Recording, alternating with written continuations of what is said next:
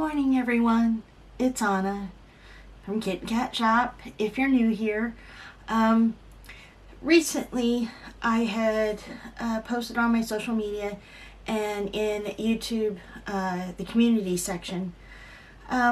What are your tips, suggestions, coping strategies as a doll collector? Because, well, life's kind of tough right now.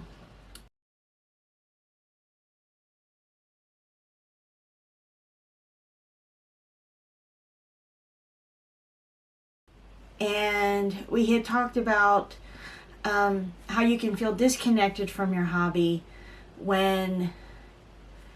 sometimes when you can't consume the hobby.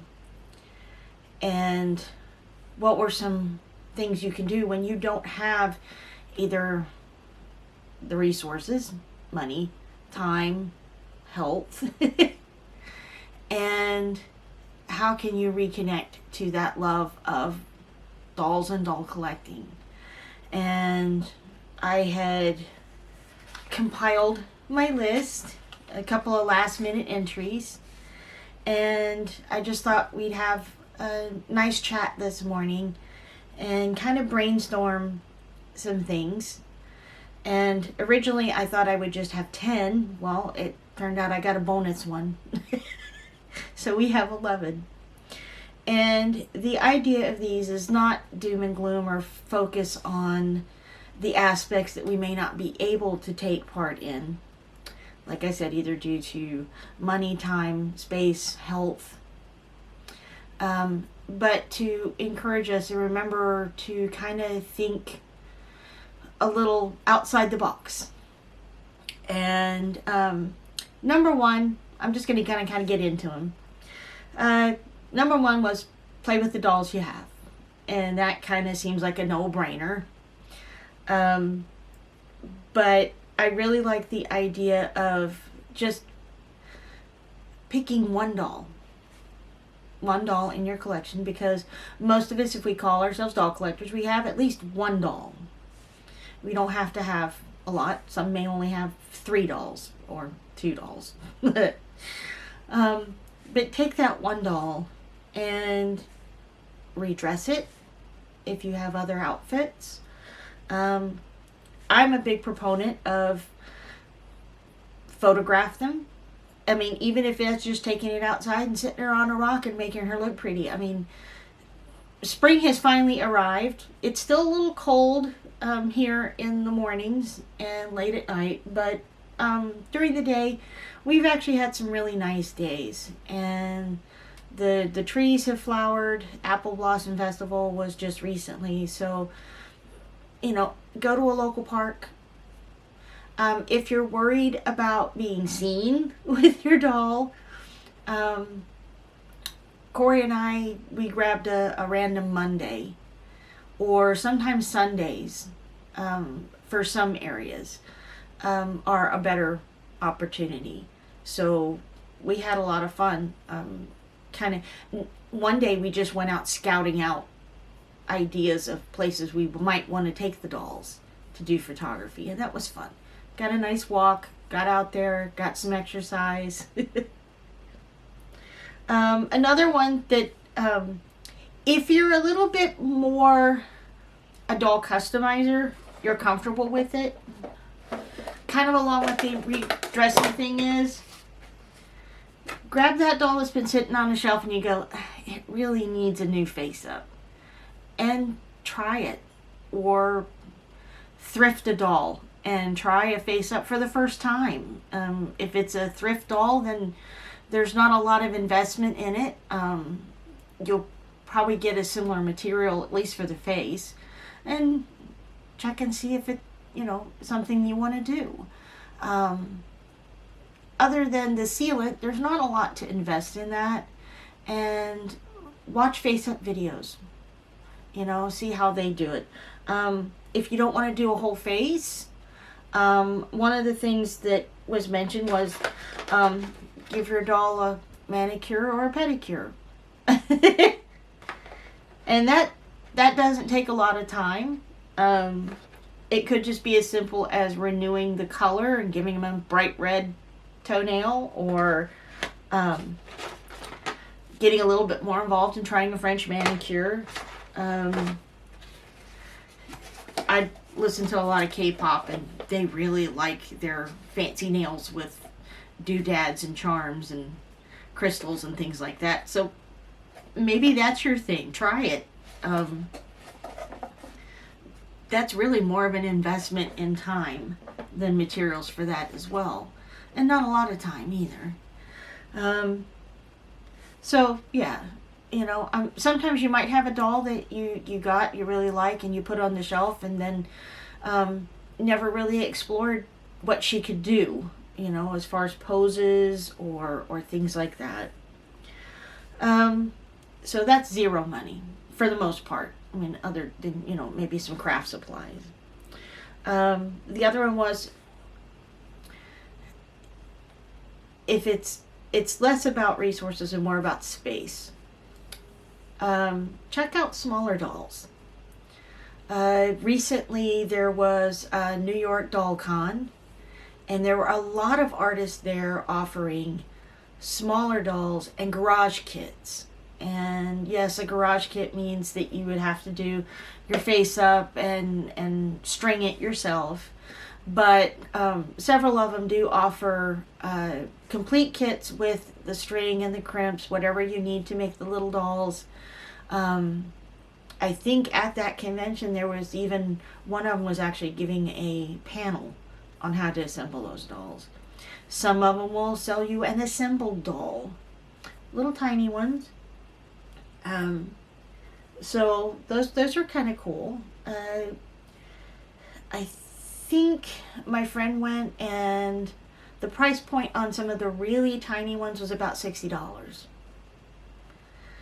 So, and then you get a little travel companion with you. I love the blind box dolls. It's kind of like giving myself a present.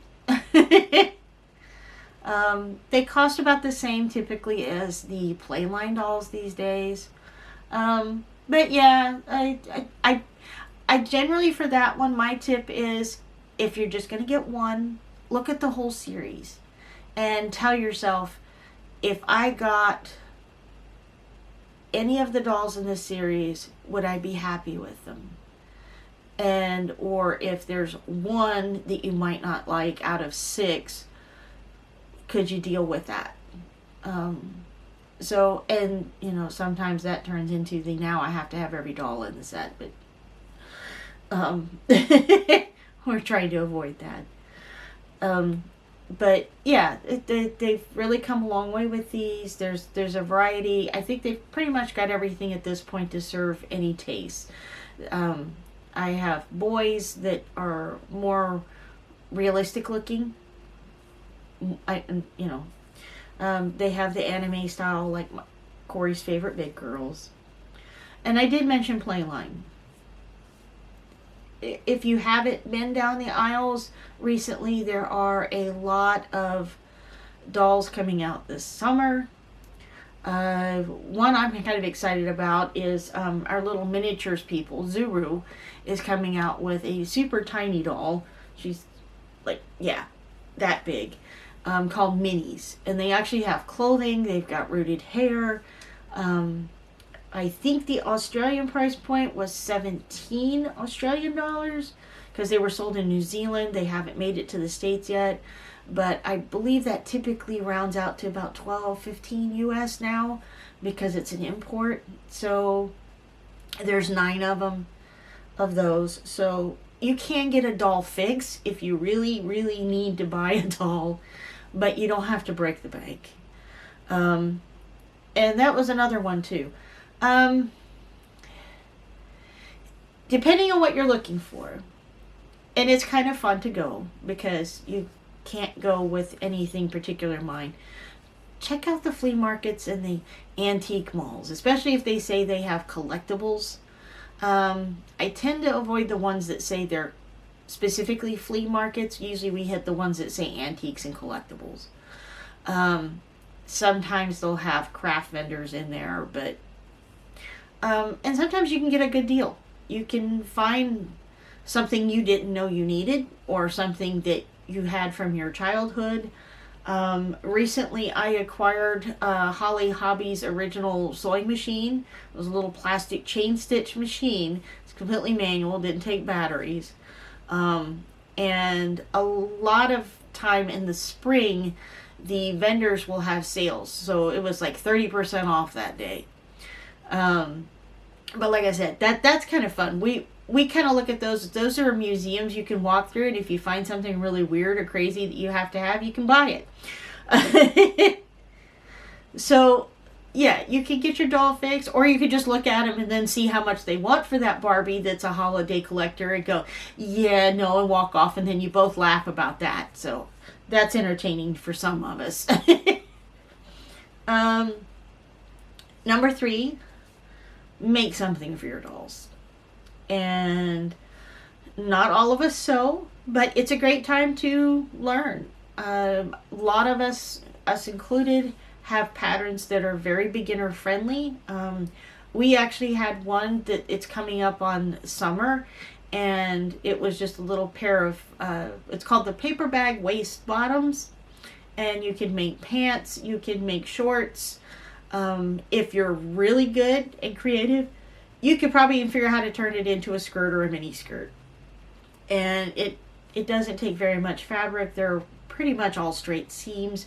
And we even did a video series, How to Sew for Dolls 101.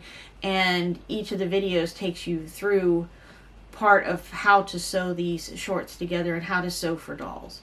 So it is a good time to finally get in that stash, crochet a bikini. A lot of times the nice part about sewing for dolls is they're kind of almost instant gratification. They don't take a lot of materials. They don't take a lot of time usually. So it's not like, making a sweater for yourself. Set up a room. And I know a lot of us don't have a lot of room to set up, especially for the big girls. But I channel your inner child. I remember as a child, and I had Barbie, and we made beds from Kleenex boxes.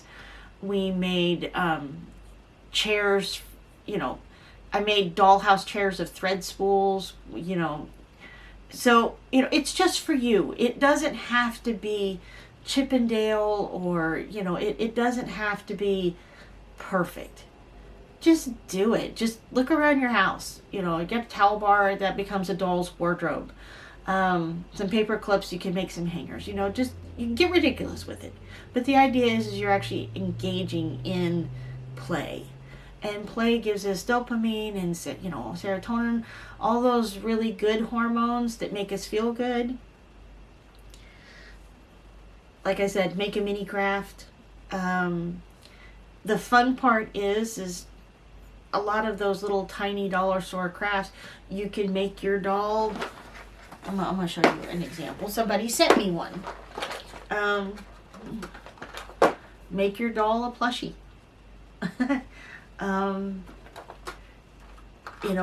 Make a tiny painting. Make a tiny watercolor. Get out your computer and make a tiny coloring book for your doll. You can color it, and then you can take photos of the doll coloring the coloring book. And you've made a prop. and you didn't intend to.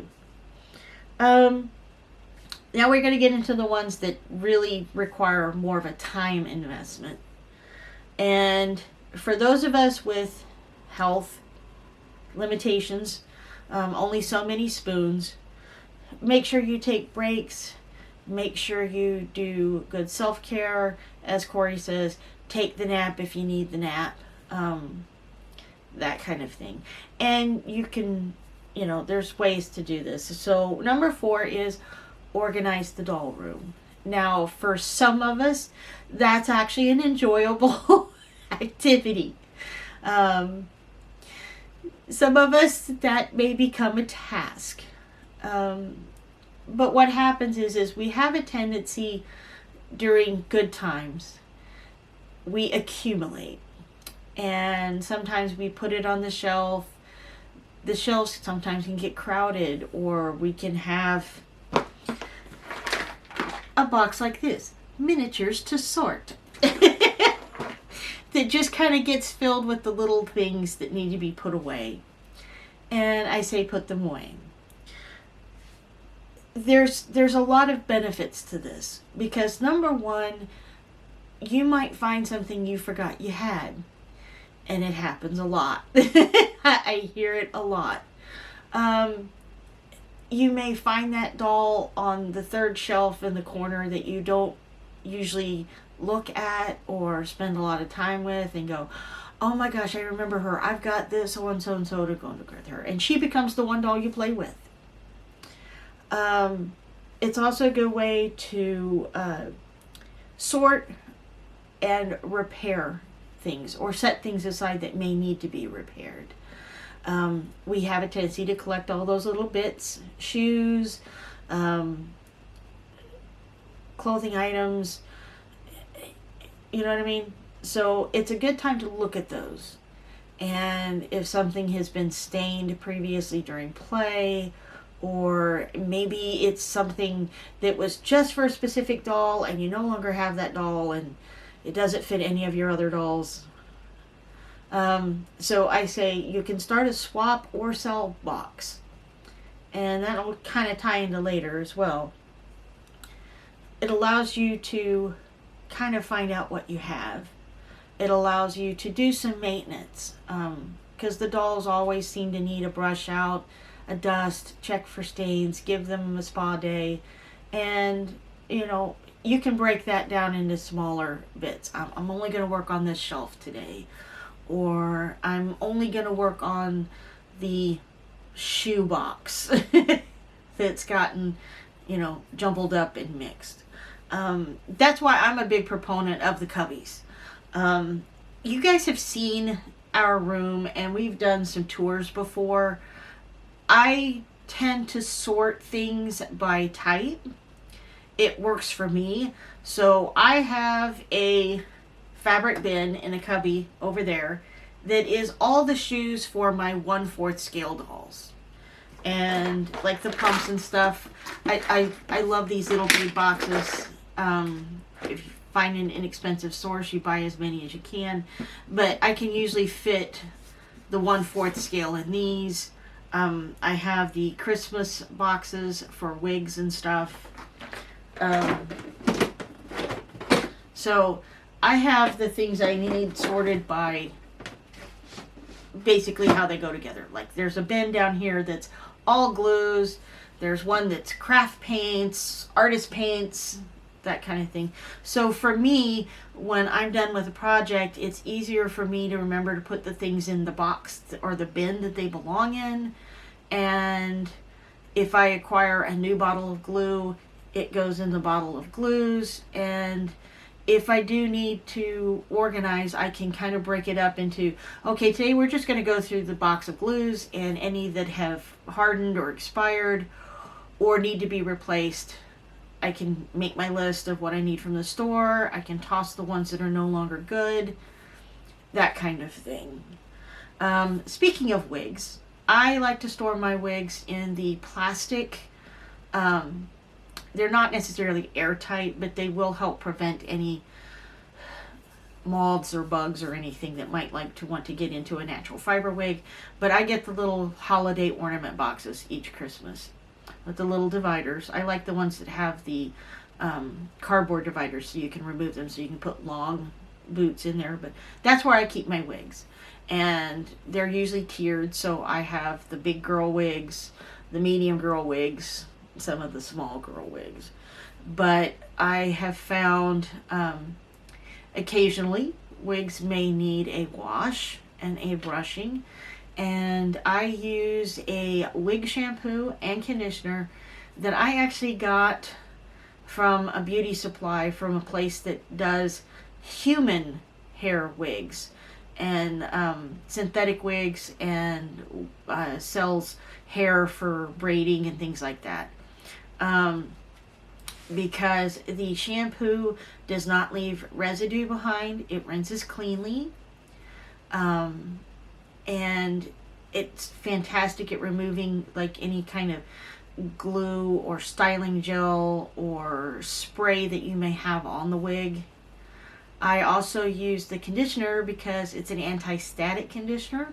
It also does not leave a heavy, greasy coating on the wig, and it kind of softens it as well. So if you have a playline doll that's got some kind of not so great hair, it'll go a long way to improving it. And it won't damage the sewing if it's a sewn wig, like for the Smart Dolls or for the BJDs.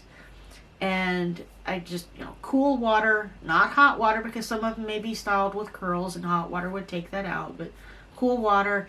And I have little styrofoam balls on the top of a dowel on a little wooden plank, so I can just kind of, the little styrofoam is about the same size as the doll's head, so it can sit in shape and dry rather than laying flat. So that's part of my organization for me, is to brush out and care for my wigs. And we talked about setting aside items. Either they're duplicates, or you no longer are interested or collecting that doll, or whatever the case may be. 2 boxes. One says to sell, one says to swap. A lot of times at doll events, our doll club, we have a table set aside, and people will bring items that, for the most part, they're swaps, but we do allow some people to bring a doll if somebody's interested in maybe, buying it. But it's more focused on the swap table than the sell table. So that's a good thing. New York Doll Con had a swap table, pick one, leave one. And here's the worst part about that organization thing. That's also a really good time to remember to dust and vacuum. And if you're like me, the more stuff in the room, the more time you spend in the room. It just seems like that those 2 items, the dusting and the vacuuming, are a constant thing. The vacuuming especially. If you have carpet in the room, vacuuming often will reduce the amount of dusting you have to do. And also dusting your electronics, because the static that they generate will collect dust faster than other surfaces. So, and we all know you start from the top, work your way down. So that's kind of the boring part. But sometimes, like I said, if you're like me, it's like the meme, found something, and then you're sitting on the floor 45 minutes later, and he's like, what are you doing? I found so-and-so. Okay. So, you don't really have the time for that, and you're looking at me going, I'm tired anyway. I don't feel like dusting and vacuuming, washing hair wigs, and all of that. Well, number 5, check out doll-related media. And libraries are a fantastic source for older books. A lot of times they have the history guides, if you go in the art section, a lot of times you can find museum catalogs for at least your local museums, if not national. So I say check out doll-related media. Watch your favorite YouTuber. Some of them have done tours of their collections. Some of them do face-ups, and you can just watch along. It's kind of fun. Check out stories. Be right back. Sorry about that. I thought I had everything I needed for the video.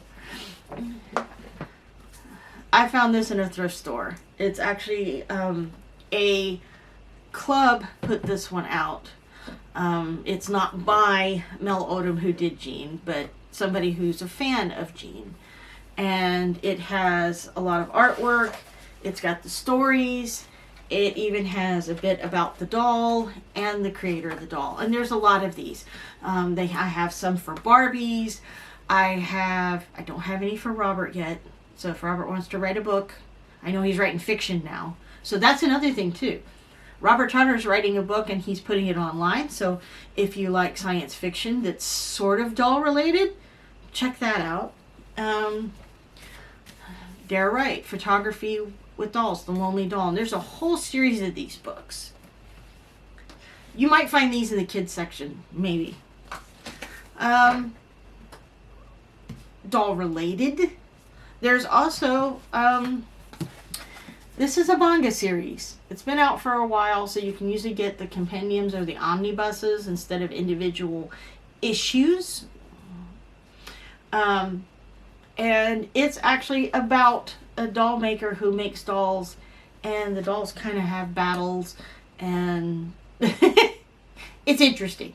But they did make anime. There's scary anime, there's fun anime, especially with Japanese, because ninyo, human figures, dolls, are a big part of that culture. So there is quite a bit of material out there that you can read or watch that are at least tangentially include dolls. And not all of it is scary. So, speaking of reading things that are doll related, check out back issues of doll magazines. If you've joined a doll club that has a newsletter, or like UFDC that comes out with their magazines, check out those issues. I know that UFDC is talking about trying to make a digital subscription, possibly. I think there's like some kind of vote thing going on, and that you'd be able to access these online digitally, if you're a member, since it's a club. But Fashion Doll Quarterly is available online now in digital format. There are a lot of sites that still have old issues of, I think it was Hot Doll, like Haute Couture, Haute Doll, or Doll Haute, something like that. It was artist dolls, that kind of thing. So, you know, there aren't quite so many physical magazines anymore, or that kind of thing. But if you go digging, sometimes you can find these in the back room of the library, because libraries used to collect periodicals. Some of them have digitized them if you're near one of the larger metropolitan libraries. So consume doll related media, and it doesn't have to be specifically doll related. It could just be a character that's a doll.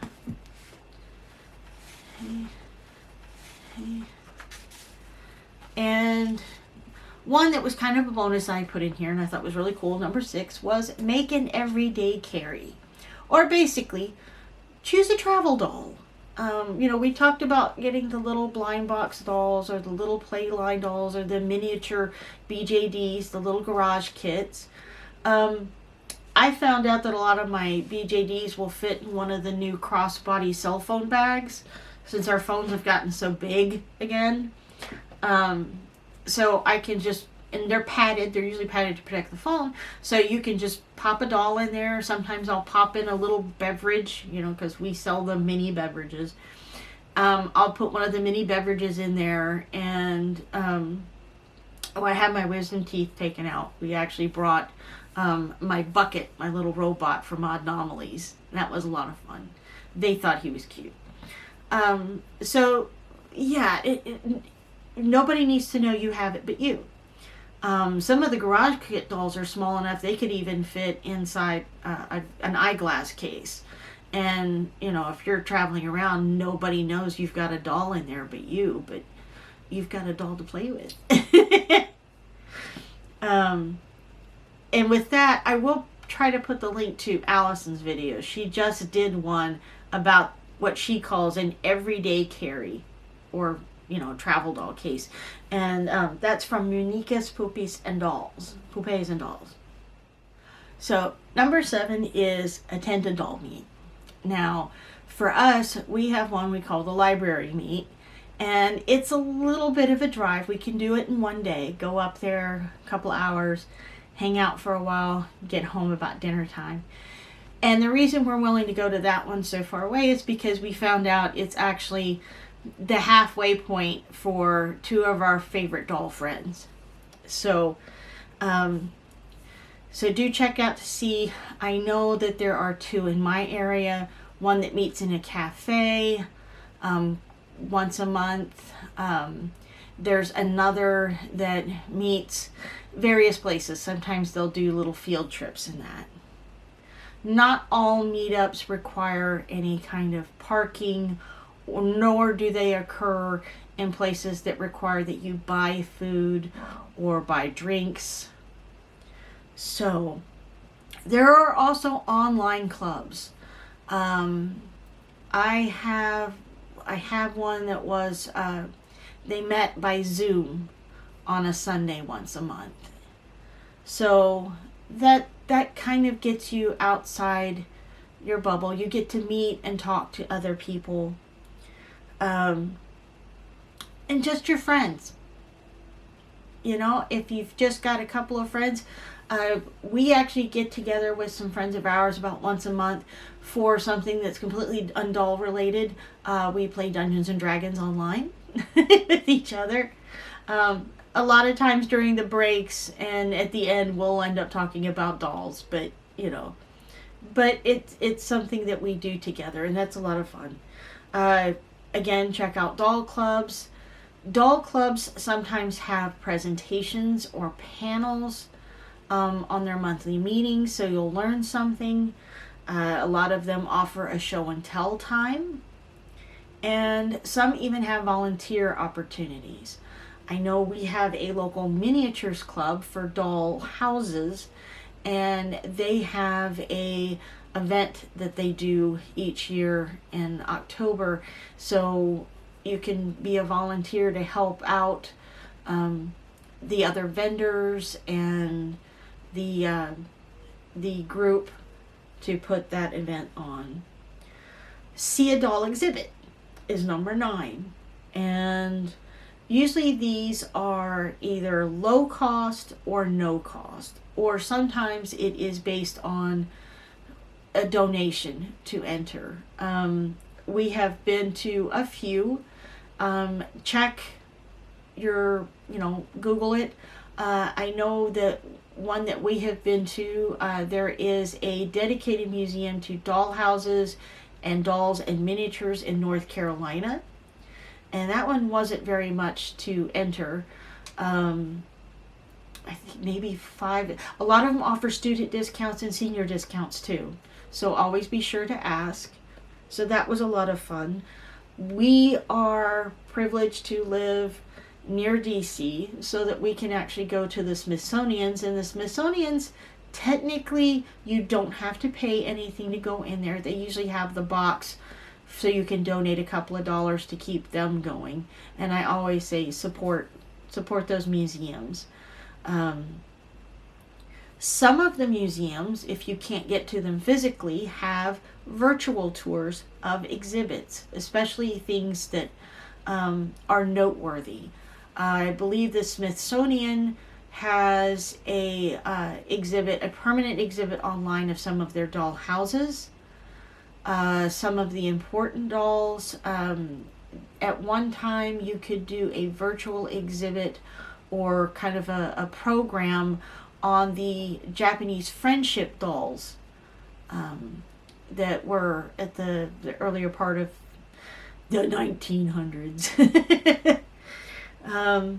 So check that out. Check out the website of the museum, because like I said, a lot of them offer virtual aspects. Also check on YouTube. There are some doll collectors and dollhouse related stuff where you can basically take a virtual tour of a dollhouse museum or exhibit in the Netherlands or Germany. So there's that. Number 10 is social media, but I'm going to say with caution, because social media a lot these days, there's a lot of advertising, whether it's direct or indirect. Consume that material with discretion. if you're the kind of person who watches an unboxing and is susceptible to what we call FOMO, skip those videos. Watch videos of their doll tours. Watch videos of their face-ups. Engage in there's still Facebook groups. They still exist. It's a little harder now because usually you have to go to the group's page to see the posts because Facebook doesn't always put things timely in your feed. But those groups are still there. Discord also has a lot of communities, and sometimes the best way to find a Discord and get an invite is to attend a doll meetup or to be in one of the Facebook groups and have someone send you an invite. The nice part about the Discords is you can engage in the topics that you want because they're generally broken down by subject matter, a thread. So if you are trying to avoid the temptation of buying, you can engage in other threads. You can engage in a thread about photography. You can engage in a thread that's about crafting. So you have those ways and means to navigate the doll world that way. And check out artists. My battery's going to die, so I'll be right back. Okay.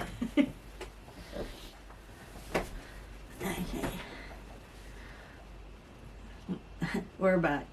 So, social media. The last one I was going to talk about before my battery went dead is artists on Instagram, Threads, or that have their own websites.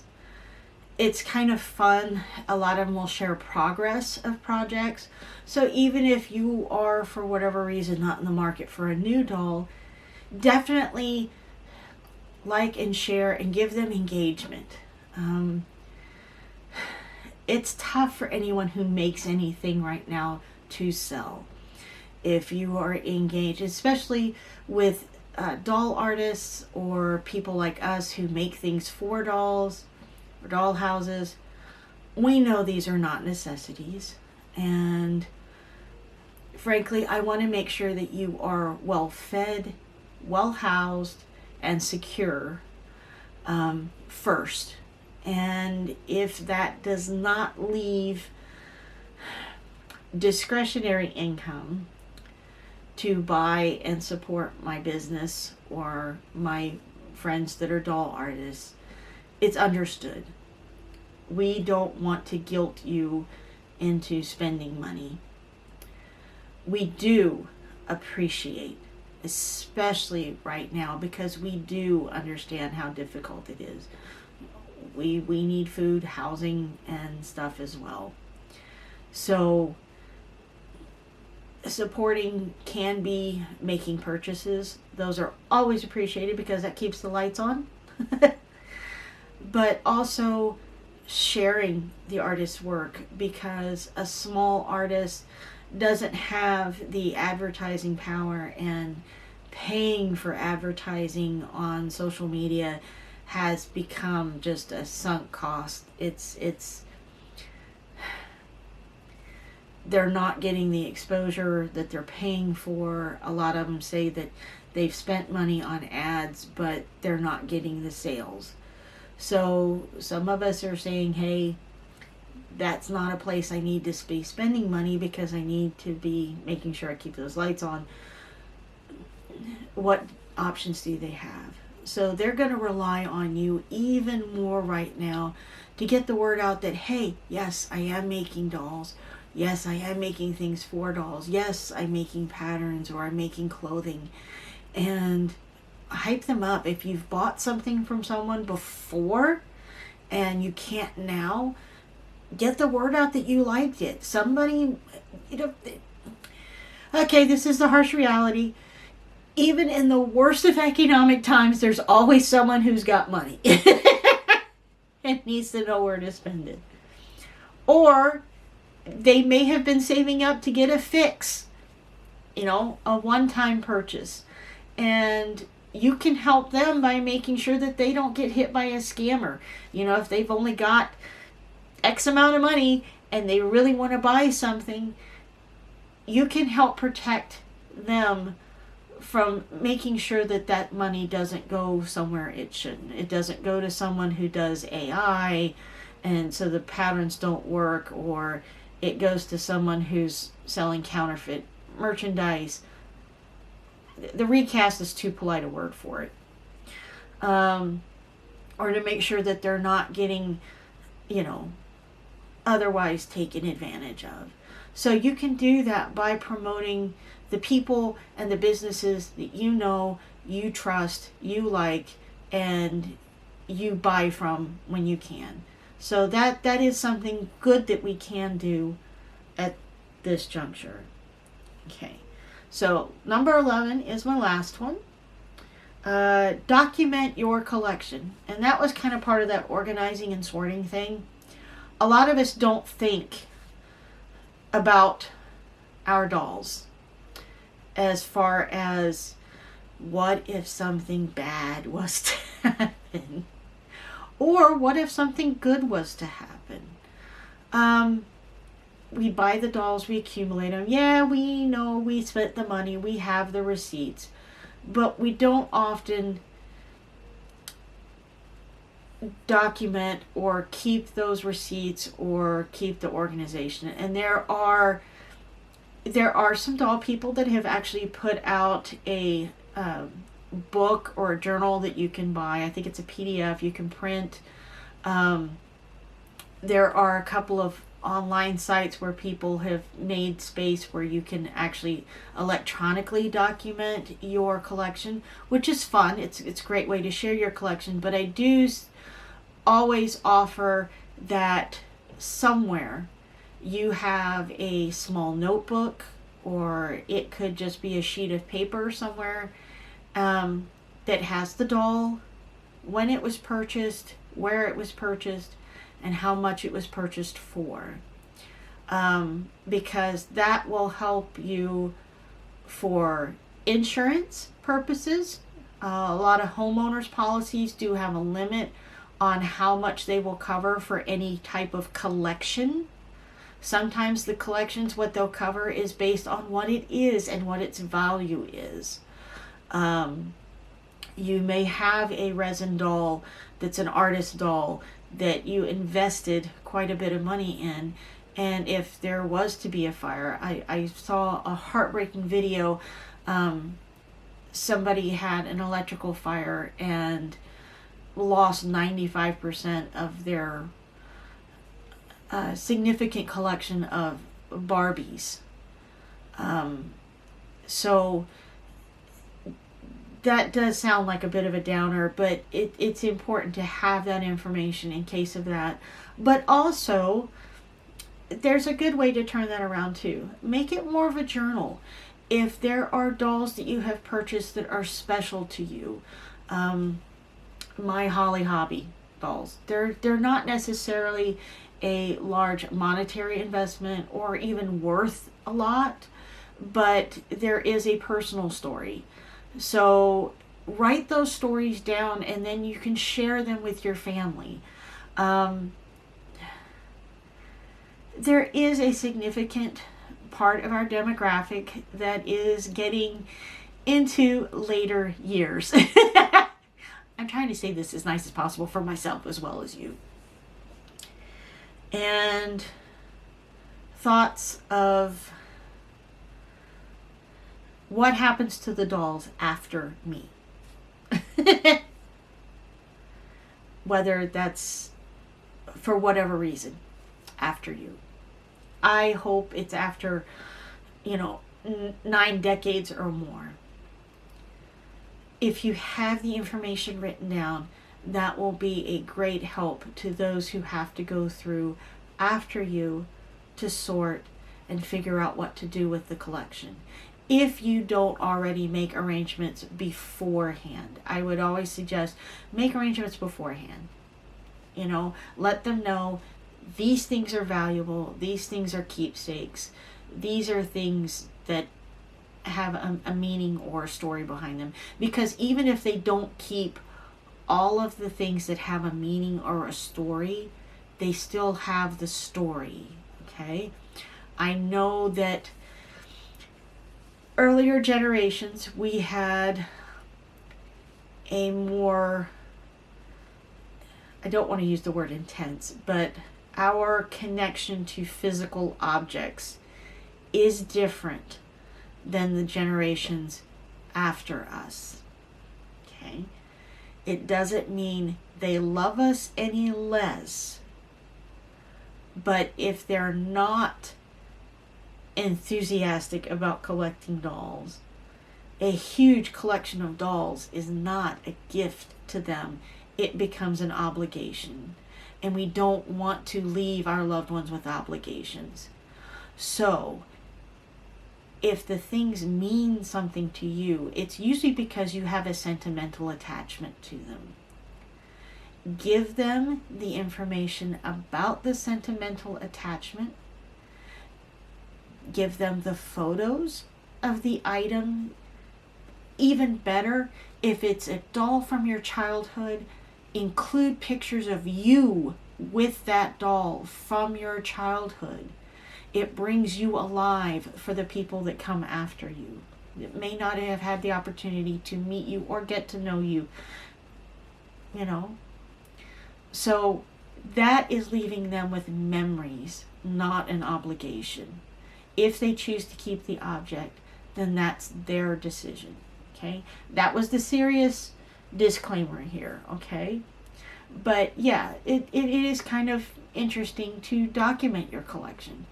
And once again, that's like the organization. It kind of reminds you of what you have. So instead of focusing on what you can't acquire new, you can put the focus on the blessings that you already have.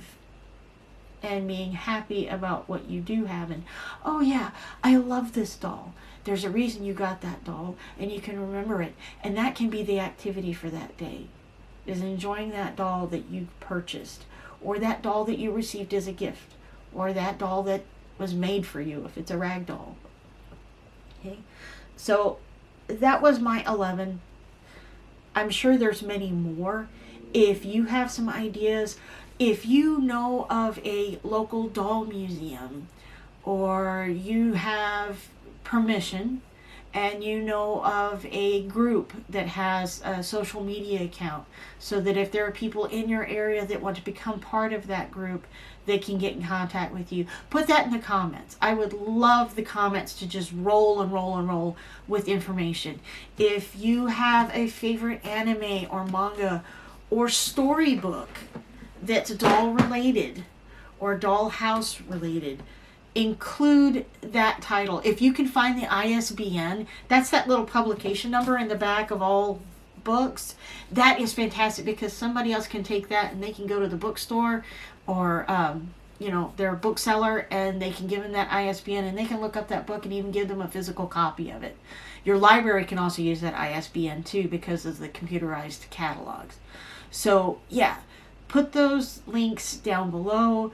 Put your suggestions. What do you do when you need a doll fix, but for whatever reason you can't do it by just going and buying a doll? Maybe you live in an area that doesn't have a lot of options for shopping.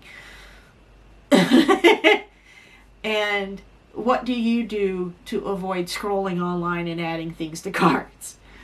I want it to be positive. I want us to uplift each other.